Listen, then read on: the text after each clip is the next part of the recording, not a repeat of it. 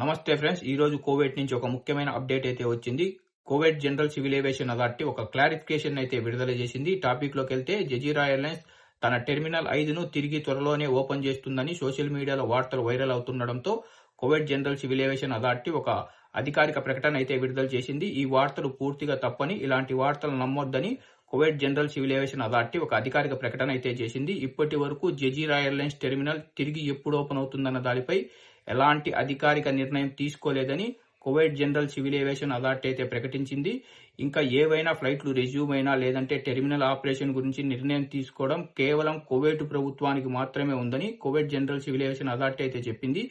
ఈ విషయాన్ని government communication centre కూడా కన్ఫర్మ్ అయితే చేసింది. కానీ కొంతమంది సోషల్ మీడియాలో కువైట్ ఇంటర్నేషనల్ ఎయిర్పోర్ట్ లో నిన్న విమానాలు ల్యాండ్ అయ్యాయని ఫేక్ న్యూస్ అయితే స్ప్రెడ్ చేస్తున్నారు. ఇంకా అలాగే జజీరా ఎయిర్లైన్స్ తమ ఆపరేషన్ కు సిద్ధంగా ఉన్నామని చెప్తుంటే కొంతమంది అయితే కువైట్ ఇంటర్నేషనల్ ఎయిర్పోర్ట్ నుంచి జజీరా ఎయిర్లైన్స్ టెంపరరీ ఫ్లైట్లను ఆపరేట్ చేస్తుందని చెప్పేసి ఫేక్ న్యూస్ అయితే స్ప్రెడ్ చేస్తున్నారు. ఫ్రెండ్స్, ఇలాంటి వార్తలను నమ్మొద్దు.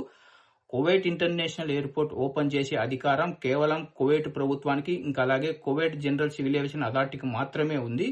విమాన సంస్థలకైతే లేదు. విమాన సంస్థలు కేవలం కువైట్ ఇంటర్నేషనల్ ఎయిర్పోర్ట్ ఓపెన్ అయితే విమానాలను మాత్రమే ఆపరేట్ అయితే చేయగలుగుతాయి. కువైట్ ఇంటర్నేషనల్ ఎయిర్పోర్ట్ ఓపెన్ చేసే అధికారం కేవలం కువైట్ ప్రభుత్వానికి, కువైట్ జనరల్ సివిల్ ఏవియేషన్ అథారిటీకి మాత్రమే ఉంటుంది. కాబట్టి ఫ్రెండ్స్, సోషల్ మీడియాలో వచ్చే ప్రతి న్యూస్ నమ్మకండి. ఎప్పుడు అధికారిక సమాచారాన్ని మాత్రమే ఫాలో అవ్వండి.